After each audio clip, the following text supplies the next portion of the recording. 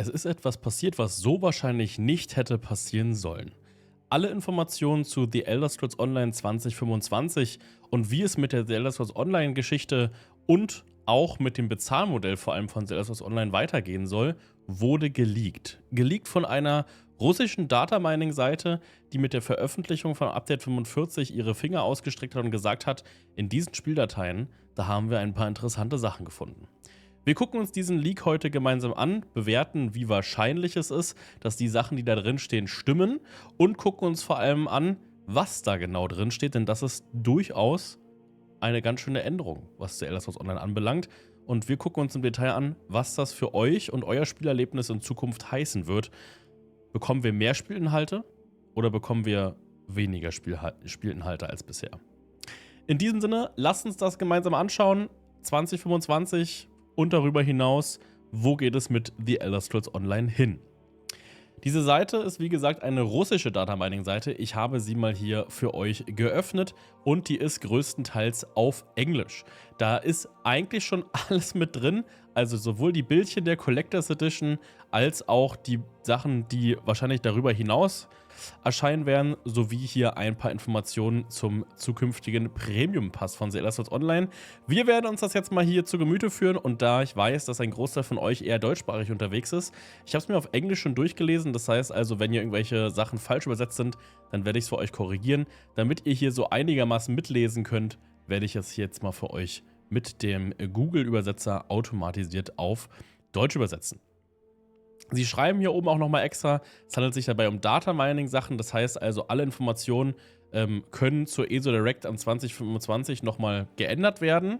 Diese Sachen hier sind aber, wie gesagt, Inhalte aus dem Spiel. Und zwar haben wir hier einige Infotexte, die wir uns jetzt mal gemeinsam zu Gemüte führen. The Elder Scrolls Online Season of the Worm Cult, das wussten wir ja bereits, dass das so heißen wird oder zumindest so ähnlich sein wird, denn im Update 45 auf dem öffentlichen Testserver, da waren bereits die neuen Wurmkult Open-World-Events spielbar. Das sind kleine Minigame-Events gewesen, die die alten Mini-Kampf-Events in der Open-World ersetzen werden, also in den Startergebieten, in den Grundspielgebieten.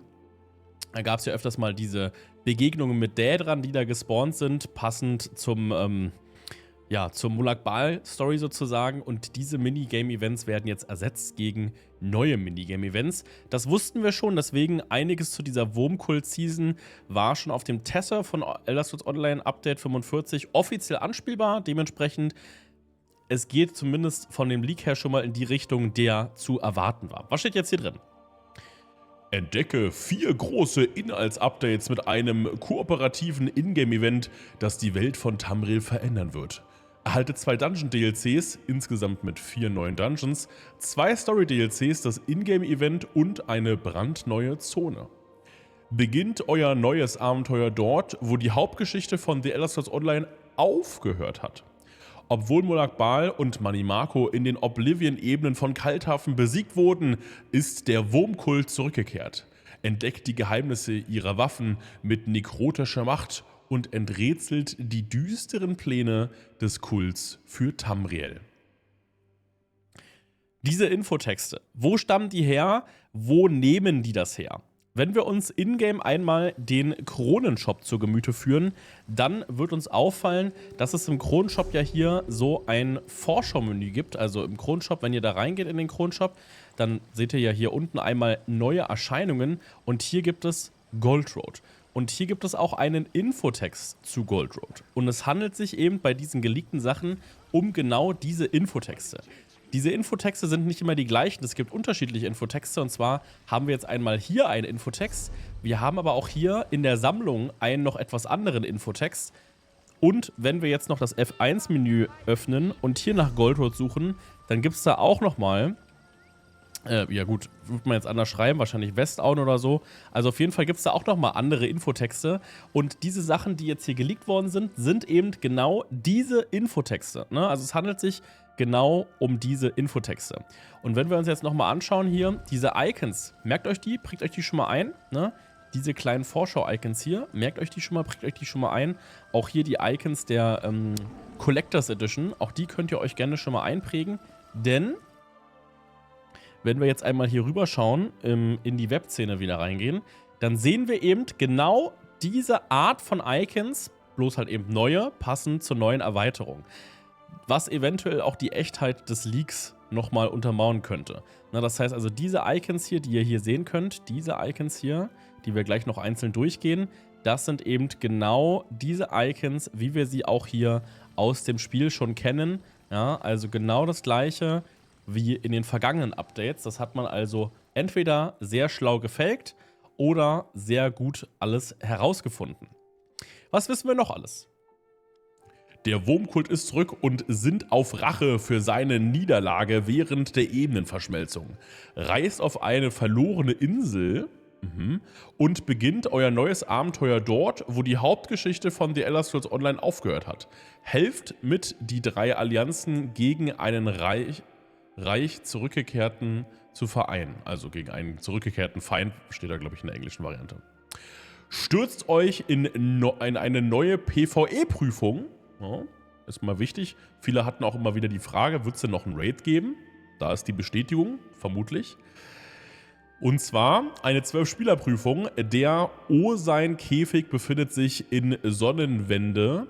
Kämpfe gegen gefährliche neue Monster und Bosse. Tauche ein in fesselnde neue Gewölbe und öffentliche Dungeons. Erlebe eine Vielzahl neuer eigenständiger Quests und Charaktere und verdiene einzigartige Belohnungen im Spiel. Die Jahreszeit des Wurmkults Teil 1. Die heißen, glaube ich, auch, ist ein bisschen komisch übersetzt. Die Gefährten, eine Koalition aus Allianzen aus Tamriel, reisen zur Insel Sonnenwende, um den zurückgekehrten Wurmkult aufzuspüren, die nach den brutalen Angriffen der Seelenschnitter der Gildenmeister Merrick tötete und Vanus Galeron gefangen nahm, aufspüren. Schließt euch zusammen und durchkämmt die westlichen Sonnenwände, um die wachsende Bedrohung ein Ende zu setzen. So, das ist erstmal hier der Infotext zum wahrscheinlich ersten großen Inhaltsupdate, beziehungsweise Update 46. Na, hier oben ist ja von 2 DLC-Gebieten die Rede. Das wird also hier, oder 2 Story-DLCs, das wird hier also, der westliche Teil von Sonnenwende wird also eben ein Teil dieses Story-DLCs sein.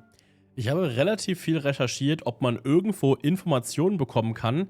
Im Englischen heißt das Ganze das westliche Solstheim. Also, ich habe mir gedacht, die Insel Solstheim, die ist prinzipiell von der Art und Weise, wie man es aussprechen könnte, nah dran.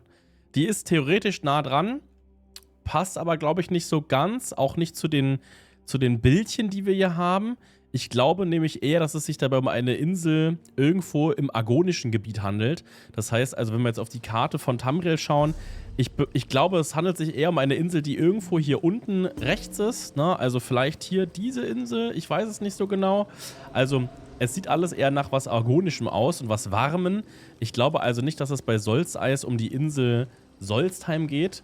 Allerdings habe ich auf den Karten, die es so zu The Elder Scrolls Online Lore gibt, auch oder generell zu Elder Scrolls Lore nichts gefunden, was irgendwie, wo dieser Name in irgendeiner Form erwähnt wird. Vielleicht habe ich schlecht recherchiert. Falls ihr Informationen zu Solstice findet, schreibt es auf jeden Fall in die Kommentare. Ich habe zum Beispiel noch nicht bei ESO USP nachgeschaut. Da könnte man vielleicht nochmal suchen. Oder im Elder Scrolls Lore Wiki. Also da könnte man vielleicht nochmal ein bisschen gucken, ob man noch ein paar Infos zu dieser Insel herausfindet. Es hat also aber, glaube ich, nichts mit Solstheim zu tun. Da kann man erstmal von ausgehen an dieser Stelle hier. Ich halte das zumindest für insgesamt sehr unwahrscheinlich. Ja, wir wussten ja schon, dass es danach noch weitergeht mit 2 weiteren neuen Dungeons. Allerdings ist hier schon mal spannend, dass es hier keine Information gibt, wo die 2 ersten Dungeons her sein sollen. Ne? Also hier ist die Rede von insgesamt 2 Dungeon-DLCs, ne, mit 4 neuen Dungeons. Es ist also davon auszugehen, dass zur Season des Wurmkults die beiden jetzt bereits erschienenen Dungeons aus Update 45, Lepseclusa und die Schanze der Abgestoßenen, ich weiß gerade nicht. Also auf jeden Fall sieht es danach aus, als ob diese beiden Dungeons bereits zu der Jahresgeschichte dazugehören. zum neuen Bezahlsystem kommen wir gleich noch. Da gibt es auch noch ein paar Infos dazu. Also auf jeden Fall dranbleiben hier an dieser Stelle. Was gibt es noch für Infos zu den weiteren Dungeons? 2 weitere Dungeons, die ebenfalls erscheinen werden, zusätzlich zu den 2, die bereits erschienen sind. Feste der Schatten. Tale La und seine Bande von Nekromanten laufen im legendären verlorenen Xanmeer von Netsch Zaldesh amok. Halte sie auf, bevor ihre dunkle Magie die uralte Stätte verdirbt und zerstört. Schwarze Edelsteingießerei. Atrenachen beschworen aus der fernen Ebene des Vergessens. Eine pulsierende Schmiede im Herzen von Kalthafen. Helft Dalenor, dem Beschwörer, die verdrehten Fabrikatoren von Seelenbinder Wykant zu zerstören, bevor sie in die Hände des Wurmkults gelangen. Wer lesen kann, ist auf jeden Fall klar im Vorteil hier an dieser Stelle. Ich dichte hier wieder die Hälfte mit dazu. Ja, also auf jeden Fall, das sind schon mal Hinweise auf das zweite Dungeon-DLC dieses Jahr. Wahrscheinlich dann Update 47, irgendwann dann im frühen Herbst oder sowas von auszugehen oder späten Sommer. Genau, also 2 weitere Dungeons, die damit dazukommen werden. Und dann kommt noch die Season des Wurmkults Teil 2. Der epische Abschluss der Rückkehr des Wurmkults führt die Spieler zur östlichen Sonnenwende oder Souls Eyes oder wie auch immer nun die Insel heißen wird, auf der Suche nach Vanus Galerion und der versteckten Festung der Nekromanten. Erkunde eine noch nie dagewesene Insel, tauche in eine uralte agonische und daedrische Ruine und stelle dich der wahren Macht, bevor alles verloren ist. Ja, es ist also darauf hingewiesen, oder es weist alles darauf hin, dass wohl die Erzählung rund um die Magiergilde und der Kriegergilde weitergeht. Es wurde ja bereits angekündigt, man möchte jetzt alte Erzählstränge wieder aufgreifen, ne? Und so zum Beispiel der Diebesgilde, der dunklen Bruderschaft oder generell den Gilden wieder mehr Leben einhauchen, weil bis jetzt haben die ja quasi in sich geschlossenen DLC stattgefunden und in der restlichen Welt von Tamriel kaum einen Anklang bzw. kaum Relevanz gefunden. Und es sieht ganz danach aus, als ob jetzt also hier die Geschichte der Magier- und Kriegergilde weitergesponnen wird, denn Vanus Galerion und natürlich hier auch Merek oder wie er heißt, von dem hier oben die Rede ist, die stammen eben aus genau den beiden Questreihen. Dementsprechend lohnt es sich vielleicht, wenn ihr das noch nicht gespielt habt, die Magier- und Kriegergilde bis dahin mal nachzuholen, diese alten Questreihen also mal nachzuholen aus dem bisherigen Grundspiel. Ja, und hier ist dann also von der östlichen Sonnenwende die Rede. Man sieht hier also schon, es wird eine Insel sein und man hat ja bereits in der Vergangenheit angekündigt, man möchte jetzt alles in so Häppchen veröffentlichen, nicht alles auf einen Schlag. Es ist also davon auszugehen, das deckt sich ja auch mit der westlichen und der östlichen Teil der Insel, dass quasi ein Gebiet veröffentlicht wird, aber nach und nach. Also es ist nicht von Anfang an das gesamte Gebiet begehbar, ähnlich wie das ja aber auch schon beim westlichen Himmelsrand und dem Reich der Fall war oder beim nördlichen und südlichen Elsewhere. Also wir kennen das ja schon. Oder ganz früher die Veteranen von 2014, 15 kennen das vielleicht noch von Karkstein mit dem oberen und unteren Karkstein, beziehungsweise unteren und oberen Karkstein, da war das ja auch sehr, sehr ähnlich. Zu dem neuen Feature, dem großen Feature, gibt es noch keine großartigen Informationen, außer dieses Icon hier. Sieht mir vielleicht nach PvP aus. Eventuell hat das irgendwas mit PvP zu tun. Oder dieses Icon hier könnte auch eine Anspielung darauf sein, dass man jetzt vielleicht Zerstörungsstäbe und Einhandwaffen kombinieren kann. Also Magie in der einen Hand, normale physische Waffe in der anderen Hand, weil hier ist ein Zerstörungsstab und ein Schwert und ein Schild abgebildet. Eventuell. Das sind nur Mutmaßungen. Das sind jetzt wirklich nur Mutmaßungen meinerseits. Was mir auch aufgefallen ist, passend zum Wurmkult, ist natürlich ganz viel Nekromantie, das Thema hier im vermeintlichen Update 46, 47 und 48. Vielleicht kriegt also der Nekro eine Generalüberholung, so wie das ja in der Vergangenheit schon öfter mal passiert ist beim Vampir oder Werwolf. Wäre zumindest denkbar, meiner Meinung nach. Also nicht weiter, ist alles nicht weit davon entfernt. Dann ist hier die Rede von einer Atrenachenschmiede, so wie wir das vielleicht auch schon aus The Elder Scrolls 5 Skyrim von der Magiergilde beziehungsweise von der, von der Magiergilde, von der Winterfeste, von der Akademie von Winterfeste, wollte ich sagen. Da kennen wir ja auch die Adrenachenschmiede. Das könnte also auch eine Anspielung auf ein neues Feature sein. In der Vergangenheit war es ja so, dass zum Beispiel letztes Jahr erst DLC-Dungeons rausgekommen sind, in denen es schon Arkanisten gab, also NPCs, die die neuen Animationen des Arkanisten genutzt haben. Und dann wurde kurz danach der Arkanist in der nächsten Veröffentlichung sozusagen als spielbare Klasse veröffentlicht. Wäre also denkbar, dass wir vielleicht hier in einer dieser beiden Vierer-Dungeons, ganz nach ähnlicher Manier wie letztes Jahr quasi, beziehungsweise vorletztes Jahr war das ja schon mit Necrom, ne? Dass wir quasi in einer ähnlichen Manier das neue Feature präsentiert bekommen. Adrenachen als beschwörbare Begleiter vielleicht oder sowas, ja, kämpfende Begleiter. Und das dann als neues Feature veröffentlicht wird. Würde zwar überhaupt nicht mit dem Icon hier unten zusammenpassen, wäre aber meiner Meinung nach durchaus eine mögliche Interpretation, die man da, finde ich, hineininterpretieren kann. Das sind meine Ideen. Schreibt mir gerne eure Ideen zu dem Ganzen hier in die Kommentare. Jetzt gucken wir uns hier noch unten die Bildchen an. Kaufe jetzt, um sofort Zugriff auf die folgenden Punkte, sowohl Bonusbelohnungen wie auch dann zur Veröffentlichung zu erhalten. Und zwar, hole dir sofort eine zeitlich begrenzte, angepasste Aktion. Rückruf der Magiergilde. Das ist tatsächlich so eine Teleportation. Ne? Also wir können das hier mal ganz kurz anschauen. Und das ist also, die konnte man auf dem Testserver sich tatsächlich schon anschauen. Ja? Und das ist einfach so eine Teleportationsbeschwörung.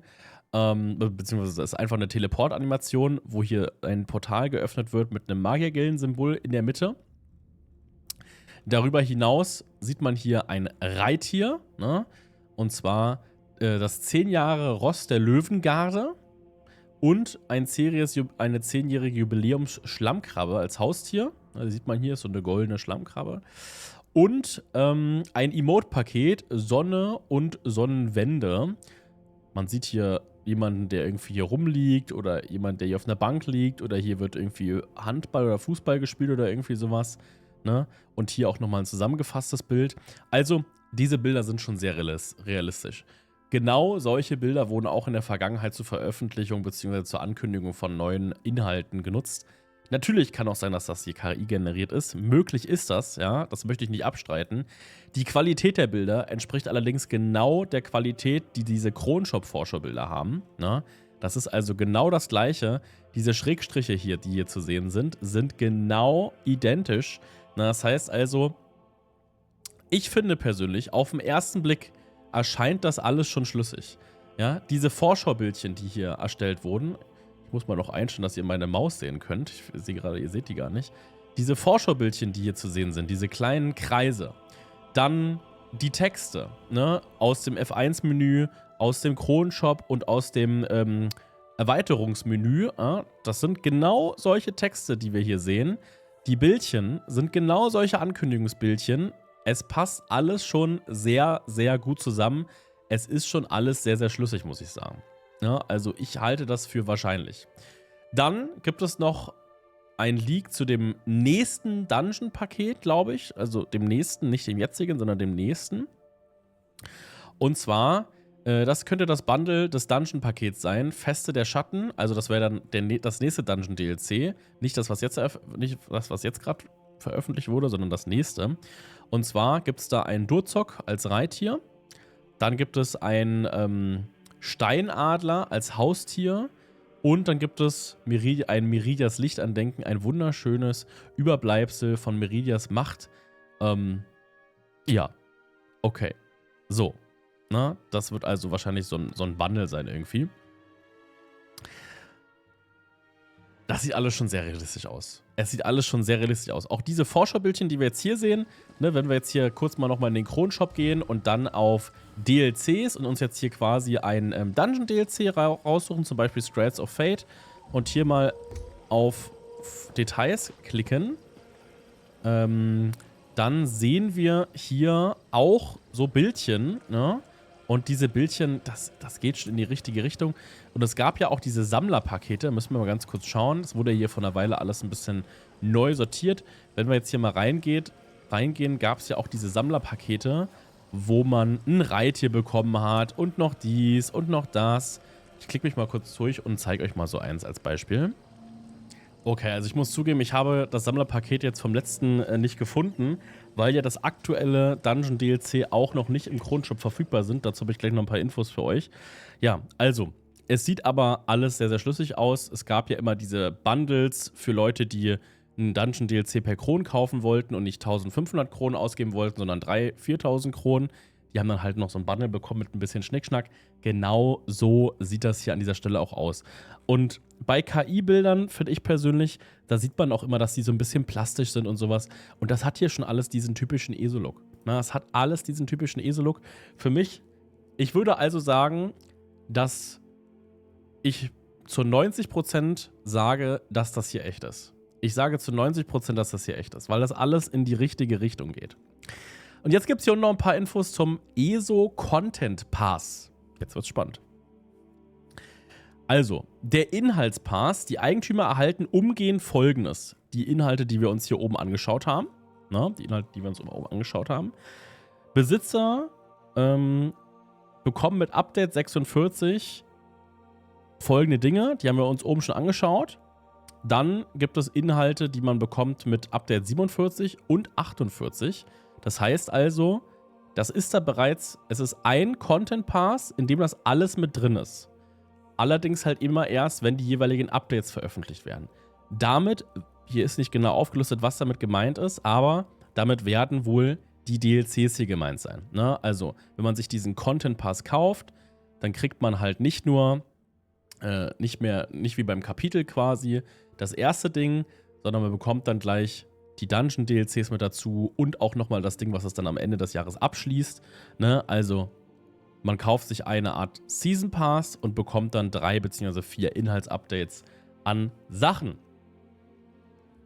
So, dann haben wir hier noch etwas, wo die Rede ist von einem Premium-Content Pass. Da wird es nochmal besondere Sachen geben. Maybe irgendwelche Collectors Edition Inhalte. Ja, wissen wir noch nicht so richtig. Steht hier noch nicht so richtig. Und da wird es halt eben dann auch nochmal hier die verschiedenen Veröffentlichungssachen geben. Also die verschiedenen DLCs sind hier nochmal aufgelistet. Was das bedeutet, es wird also einen Content Pass geben und einen Premium Content Pass. In der Vergangenheit gab es das ja auch mehr oder weniger, wenn wir mal drüber nachdenken. Es gab ein normales Gold Road und dann gab es eine Gold Road Collection oder eine Gold Road Collection Upgrade. Es geht ja also, es ist ein anderer Name, es geht aber in eine ähnliche Richtung. Die Frage ist, wie geht's mit ESO Plus weiter? Das sehen wir hier nicht so richtig. Was der Inhalt von diesem Pass und Premium Content Pass ist, sieht man hier auch nur so halb. Da müssen wir wahrscheinlich noch auf die ESO Direct am 10. April warten. Meine Theorie ist, dass das ESO Plus weiter koexistieren wird und man wahrscheinlich die Sachen aus dem Content Pass dann ein Jahr später in ESO Plus erhalten wird, so wie das mit den Großerweiterungen der Fall war. Bloß, dass das jetzt nicht mehr für die große Erweiterung gilt, sondern für alle Erweiterungen. Das ist meine Vermutung. Dass man hat quasi den Content Pass fürs Jahr 2025, den muss man sich zusätzlich kaufen, so wie das bei Goldwood auch schon der Fall war. Und wenn dann der Inhalt ein Jahr alt wird, wird der Teil von ESO Plus. So wie das bei Goldwood bzw. Necrom und den Updates davor auch der Fall war. Bloß, dass es dann nur für die große Erweiterung galt, nicht für die kleine Erweiterung. Das ist meine Vermutung. Was es mit diesem Premium Pass auf sich hat und was da sonst, also Premium Content Pass und was da sonst noch drin ist, können wir nur mutmaßen. Schreibt mir gerne mal eure Vermutungen in den Chat bzw. in die Kommentare. Ich denke, wir sind uns aber alle einig, dass das hier alles noch der untere Teil hier, ja, jetzt noch nicht ausrasten, werdet jetzt noch nicht wild. Lasst uns spekulieren, aber lasst uns sinnvoll spekulieren. Wir dürfen natürlich auch kritisch spekulieren, aber denkt dran, dass auch kritisch spekulieren immer noch spekulieren ist. Wir wissen also noch nicht genau, wie das neue Bezahlmodell von The Elder Scrolls Online wirklich aussieht. Die Echtheit der anderen Informationen hier oben aber, die schätze ich für doch sehr wahrscheinlich ein. Das sieht für mich alles sehr, sehr stimmig aus. Dementsprechend glaube ich, ja, das wird der neue Inhalt. Wann wir das alles so erfahren, das werden wir alles erfahren am 10. April um 21 Uhr mitteleuropäischer Zeit. auf dem englischsprachigen Bethesda-Kanal und dort wird es auch einen Twitch-Drop geben, einen einzigartigen, den es bisher so noch nie gab, und zwar einen kleinen Affenbegleiter. Ne? Im Hintergrund sieht man hier auch Argonia, die ja wohl thematisch einen großen Teil dieser Story einnehmen werden. Ich finde es übrigens ganz toll. Trübmer war mit einer meiner Favoriten, was so Geschichte und Story anging. Also da bin ich ein großer Fan von. Ja, also diesen Affen wird man wohl bekommen als sogenannten Twitch-Drop. Das passt also ganz gut. Und wir werden das auf meinem Kanal, und zwar twitch.tv/Alexos, da werden wir darauf reacten. Ich werde mir noch ein paar Streamer-Kollegen einladen, die auch Elder Scrolls Online spielen, und wir werden euch die Information live übersetzen. Wir wissen aktuell noch nicht, ob es davon eine deutsche Variante als Übersetzung geben wird, weil das hier ist vom deutschsprachigen Kanal. Ne? Und hier sieht es ganz danach aus.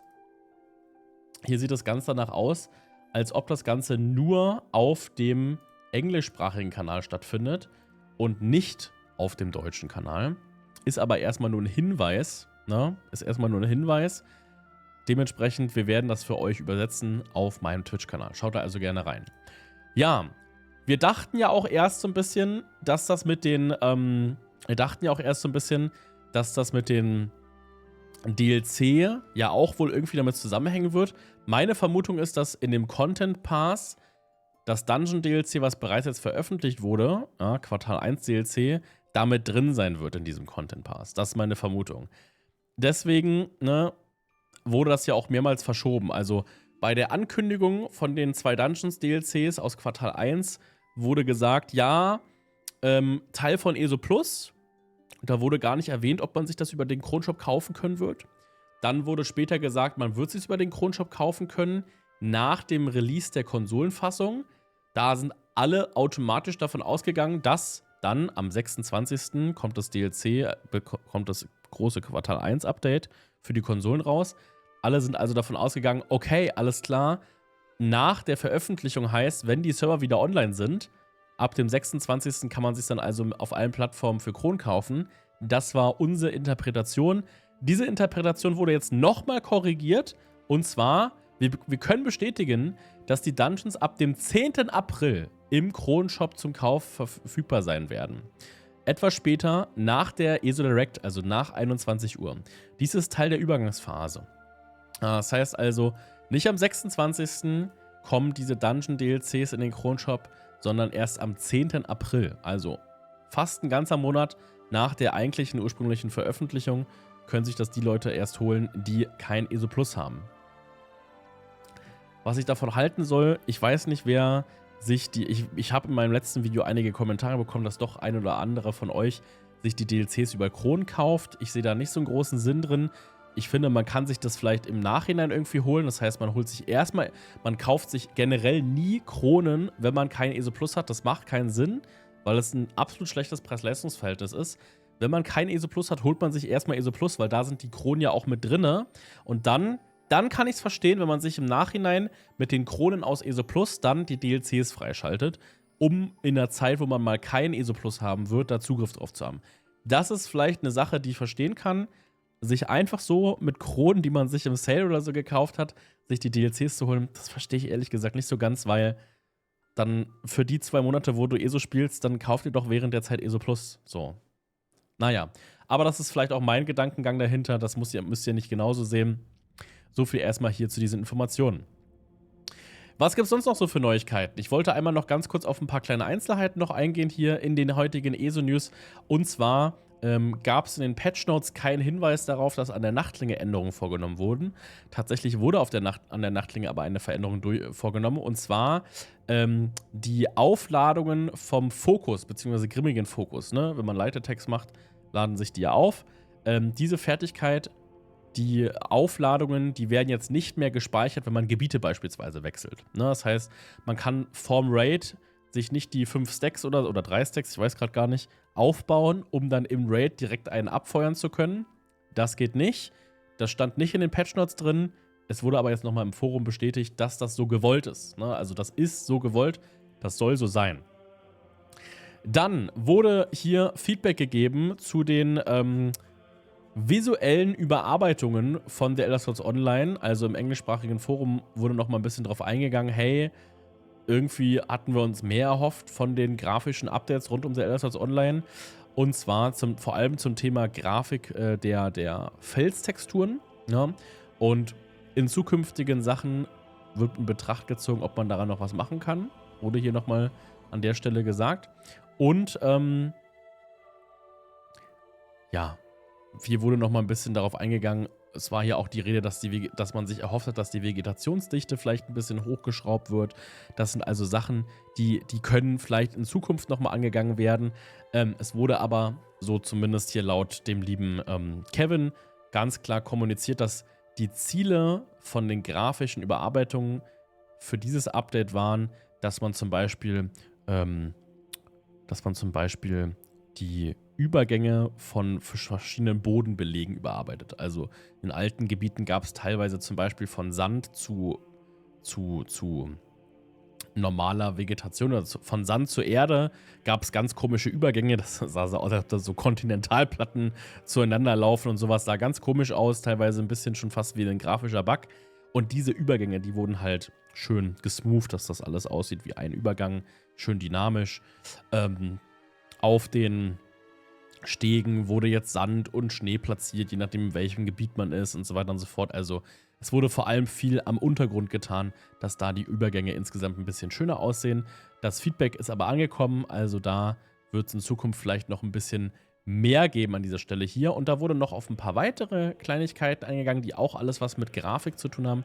Und zwar wurde gesagt, hey, wird das jetzt für immer der Charaktervorschau-Bildschirm sein, jetzt nachdem wieder das alte Tutorial das Haupttutorial ist von The Elder Scrolls Online, bleibt das jetzt für immer Kalthafen im Hintergrund. Wurde gesagt, hey, wir überdenken immer, wir werden das immer von Zeit zu Zeit verändern. Und vor allem wurde gesagt, dass eventuell an einer Möglichkeit gearbeitet wird. Man kann ja aktuell auch die Musik auswählen. Man kann ja die Titelmelodie aus den verschiedenen Erweiterungen auswählen. Also zum Beispiel kann man die Titelmelodie von Morrowind im Charakterbildschirm einstellen, in den Spieleinstellungen. Und vielleicht kommt sowas in Zukunft auch für die Hintergründe. Ne? Also dementsprechend, das wird nicht das Letzte sein an dieser Stelle, was da passieren wird. Dann wurde gesagt, mit Motorwechsel ist hier Engine-Wechsel gemeint. Ne? Ein Engine-Wechsel ist keine leichte Aufgabe. Es ist nicht so, als würde man die grafischen Assets kopieren, in eine neue Engine platzieren und alles funktioniert. Ich verstehe vollkommen, dass der Gedanke, die Engine zu wechseln, so klingt, als würde das alle Probleme lösen. Aber das ist mehr oder weniger ein Äquivalent zum Erstellen eines ganz neuen Spiels. Ne? Also es wurde sich gewünscht, hey, könnt ihr nicht vielleicht die Engine wechseln? Ne? Es gibt ja Gerüchte beim Elder Scrolls 4 Oblivion Remake, dass da Teile der alten, wie hieß die, Umbreon Engine, also es war ja noch nicht die Creative Engine bei Oblivion, glaube ich, dass quasi die Skripte von den NPCs wurden aus der alten Engine genommen und das Spiel selbst wurde aber in der Unreal Engine 5 neu programmiert, ne? Und mit solchen Ideen liebäugelt quasi auch die ESO-Community. Und hier wird nochmal gesagt, hey, das ist aber alles nicht so einfach. Wir können das nicht einfach wechseln. Und selbst wenn wir die Engine wechseln würden, alle Engines haben ihre Vor- und Nachteile, auf die sich das Team erstmal einarbeiten muss. Und diese Vor- und Nachteile können alles umfassen. Also es kann sein, dass eine Technologie ausgebaut werden muss, damit X ermöglicht wird. Manchmal heißt es dann, wir können Sache X machen, aber das könnte dazu führen, dass bei Y Probleme auftreten und das könnte sich auf die Leistung auswirken. Deswegen, uns wurde hier gesagt, hey Leute, mit einem Engine-Wechsel, wir können den Wunsch verstehen, aber es ist halt nur ein Wunsch, ne? Da können wir jetzt nicht so viel dran machen, wird nicht passieren. So lese ich das zumindest. Ansonsten wurde hier noch geschrieben, dass es ja in der Vergangenheit einen großen Thread gab im englischen Forum, wo nach Wünschen gefragt wurde. Die größten Wünsche und Probleme, also Bugs, die als erstes angegangen werden sollen. Da hatte ich in einer der letzten ESO-News-Folgen drüber berichtet. Und das wurde jetzt nochmal hier aufgegriffen, dass sie da an ihrer Roadmap arbeiten und so weiter und so fort. Also dementsprechend, da wird dran gearbeitet. Und wir werden mal schauen, in welche Richtung unsere Wünsche da evaluiert werden und was da dann in nächster Zeit kommt. Ja, und jetzt nur noch eine ganz kleine Anmerkung. Ich fand es ein bisschen sass, deswegen wollte ich es in die ESO-News mit reinnehmen. Es gab jetzt ein Freeplay-Event, das ist schon vorbei. Es gab ein Freeplay-Event. Ihr werdet euch fragen, was Freeplay-Event? Man konnte Elder Scrolls Online jetzt ganz kurz kostenlos spielen. Auf dem PC gibt es das gerade für 1,99 während des Steam-Sales, aber auch generell im ESO-Shop. Und es gab wohl eine kostenlose Spielkostprobe für Xbox und PlayStation.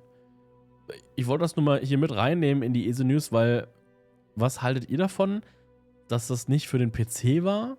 So, das verstehe ich ehrlich gesagt nicht. Das verwundert mich ehrlich gesagt ein bisschen. Warum hier so eine kostenlose Spielprobe nur für Konsolen stattfindet. Vor allem, weil ja vor allem auf den Old-Gen-Konsolen ESO jetzt nicht gerade ein Vorzeigespiel ist, sondern, ne?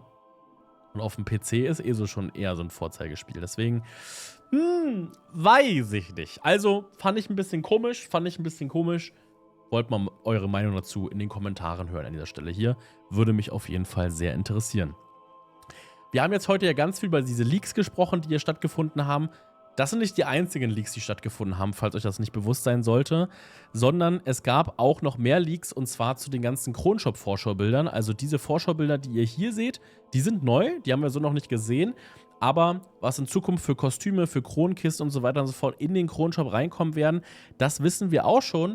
Und das könnt ihr euch in diesem Video hier jetzt anschauen als nächstes. Hat in dieses Video nicht mehr reingepasst, ist schon viel zu lang. Schaut euch also das auf jeden Fall als nächstes an. Vielen lieben Dank auch nochmal an meine Patreons Christian, Serenity, René Küttel, Apraxilas Kopas, Seppa, Kebi, Carsten Dimmann, God of War und Saitev.